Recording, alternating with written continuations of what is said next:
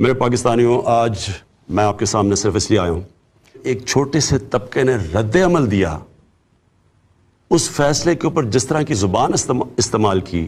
T ویوں پر بیٹھ کر تم مرزائیوں کی حمایتیں کرتے ہو، تمہیں تو ختم نبوت کا پتہ ہی کوئی نہیں۔ اگر ہم وہ نہیں بنائیں گے پاکستان کو تو اس کا کوئی مستقبل نہیں۔ پاکستان اس واسطے بنیا سی اور لکھاں مسلمانہ قربانیاں اس واسطے دیتیاں سن کہ اتنے مرزائیت نو تے لے آیا جائے گا۔ ہم نے عملی طور پہ اس حکومت نے وہ کام کیا جو آج تک کبھی کسی نے نہیں کیا، کسی پاکستان کی حکومت نے نہیں کیا۔ باز آ جاؤ ان حرکتوں تو، اے نو وے سانو 27 رمضان نو دوبارہ تاجدار ختم نبوت کانفرنس مینار پاکستان پھر کرنی پڑے۔ تو اس کا مطلب یہ فیصلہ ہی نہیں مانتے، یعنی کوئی ملک چل سکتا ہے ایسے؟ جس مقصد واسطے پاکستان بنیا اسی مسلمان ہاں، سانو نہیں پتہ سکھ کی کر دین ہندو کی کر دین۔ جدوں دے تسی بڑے ہو صرف کدی سکھاں دے کرتار پور کھولے جا رہے، کدی ایک مرزائی، کدی دوسرا مرزائی، کدی تیسرا مرزائی، کدی انہاں دے حقوق، کدی اسلام دے حقوق کدھر گئے؟